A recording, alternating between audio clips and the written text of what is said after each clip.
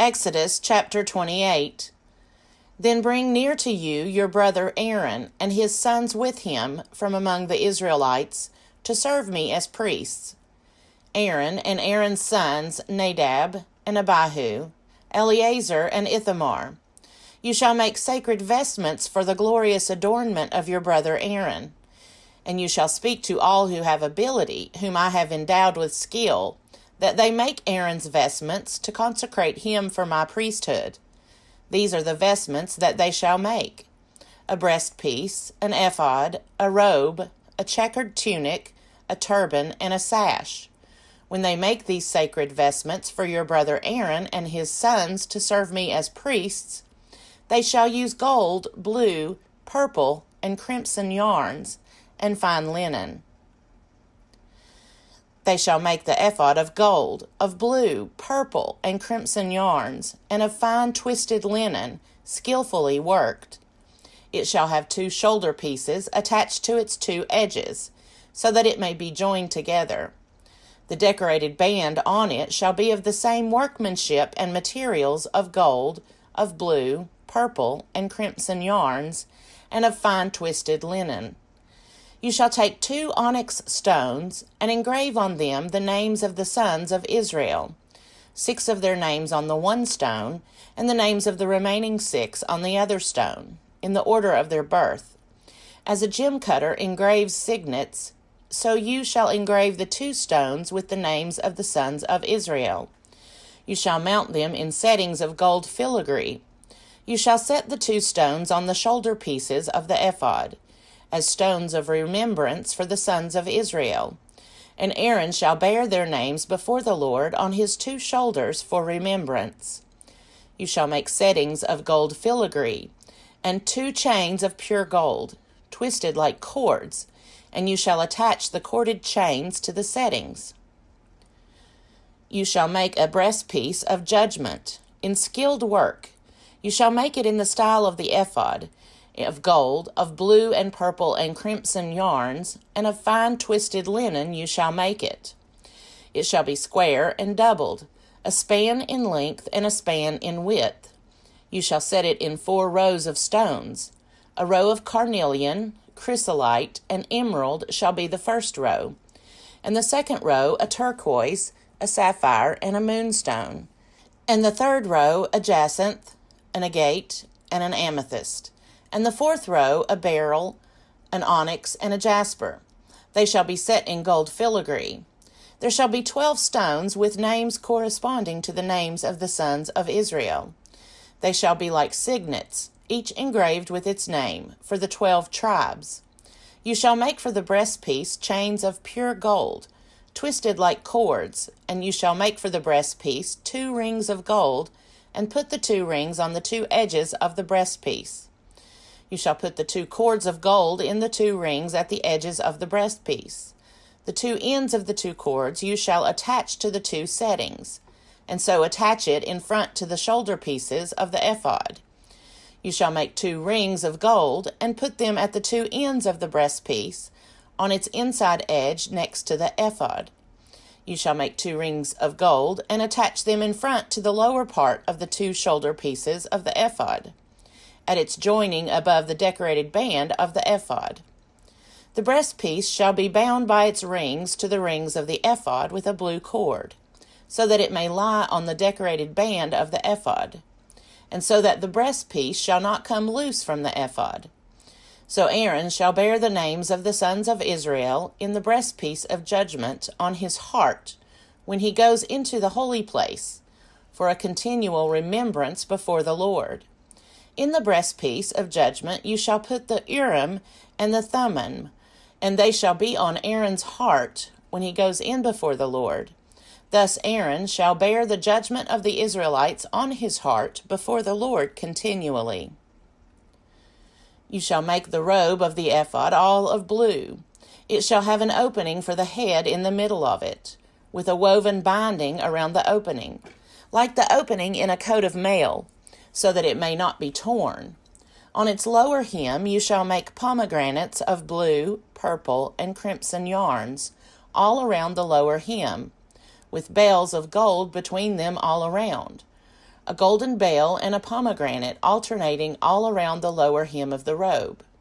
Aaron shall wear it when he ministers, and its sound shall be heard when he goes into the holy place before the Lord, and when he comes out, so that he may not die. You shall make a rosette of pure gold, and engrave on it like the engraving of a signet, holy to the Lord. You shall fasten it on the turban with a blue cord. It shall be on the front of the turban. It shall be on Aaron's forehead, and Aaron shall take on himself any guilt incurred in the holy offering that the Israelites consecrate as their sacred donations.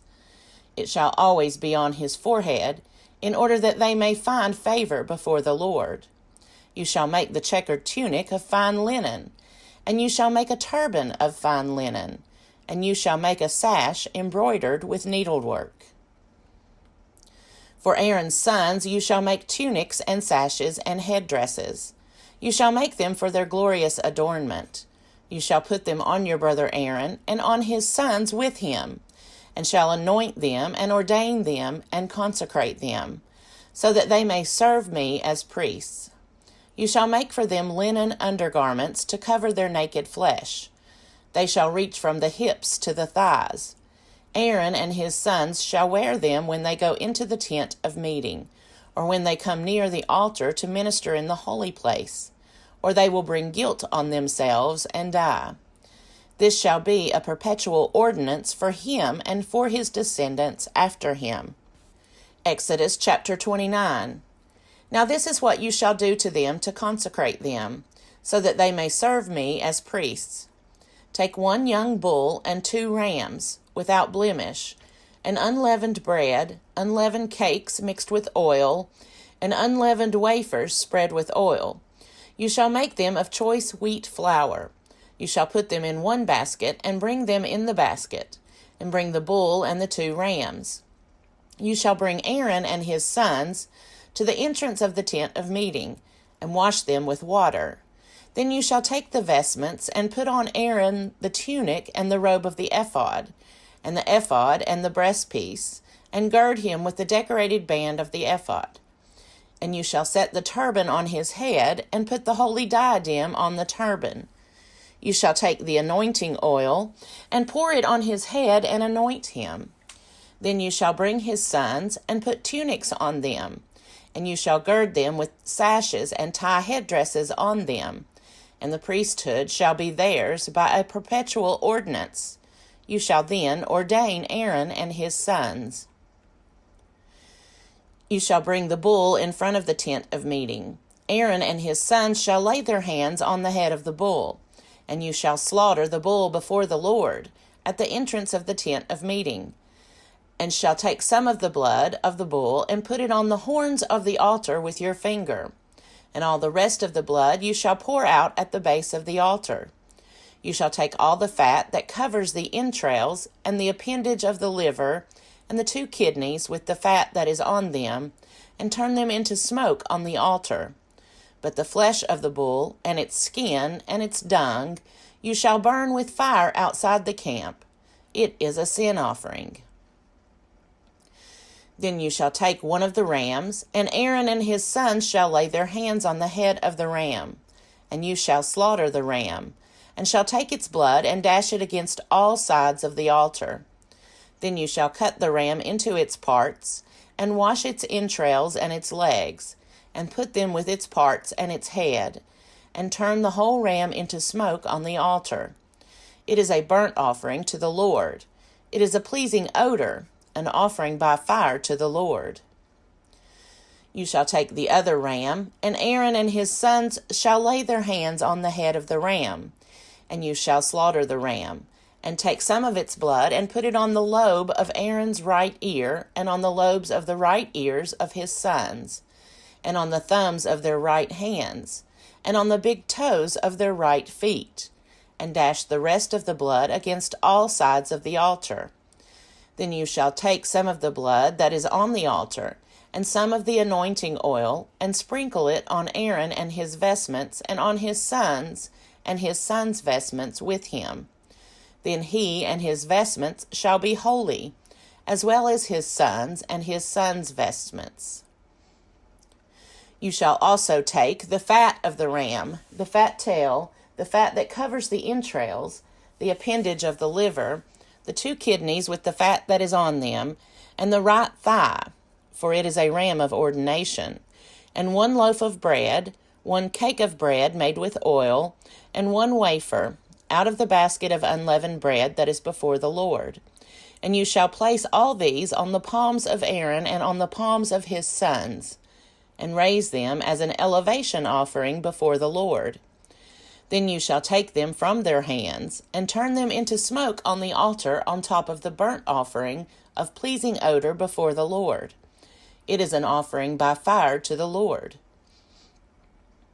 You shall take the breast of the ram of Aaron's ordination, and raise it as an elevation offering before the Lord, and it shall be your portion. You shall consecrate the breast that was raised as an elevation offering, and the thigh that was raised as an elevation offering from the ram of ordination, from that which belonged to Aaron and his sons. These things shall be a perpetual ordinance for Aaron and his sons from the Israelites. For this is an offering, and it shall be an offering by the Israelites from their sacrifice of offerings of well-being, their offering to the Lord. The sacred vestments of Aaron shall be passed on to his sons after him.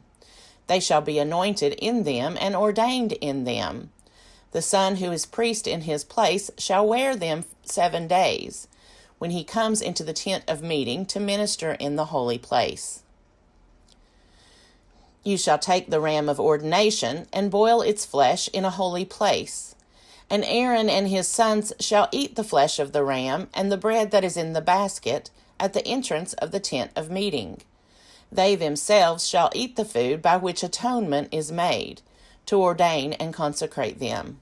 But no one else shall eat of them, because they are holy. If any of the flesh for the ordination or of the bread remains until the morning, then you shall burn the remainder with fire. It shall not be eaten, because it is holy. Thus you shall do to Aaron and to his sons, just as I have commanded you. Through 7 days you shall ordain them. Also every day you shall offer a bull as a sin offering for atonement. Also you shall offer a sin offering for the altar, when you make atonement for it, and shall anoint it, to consecrate it. 7 days you shall make atonement for the altar, and consecrate it, and the altar shall be most holy. Whatever touches the altar shall become holy. Now this is what you shall offer on the altar: 2 lambs a year old regularly each day. 1 lamb you shall offer in the morning, and the other lamb you shall offer in the evening. And with the first lamb 1/10 of a measure of choice flour mixed with 1/4 of a hin of beaten oil, and 1/4 of a hin of wine for a drink offering. And the other lamb you shall offer in the evening, and shall offer with it a grain offering and its drink offering, as in the morning, for a pleasing odor, an offering by fire to the Lord. It shall be a regular burnt offering throughout your generations at the entrance of the tent of meeting before the Lord, where I will meet with you to speak to you there. I will meet with the Israelites there, and it shall be sanctified by my glory. I will consecrate the tent of meeting and the altar. Aaron also and his sons I will consecrate to serve me as priests. I will dwell among the Israelites, and I will be their God. And they shall know that I am the Lord their God, who brought them out of the land of Egypt, that I might dwell among them. I am the Lord their God.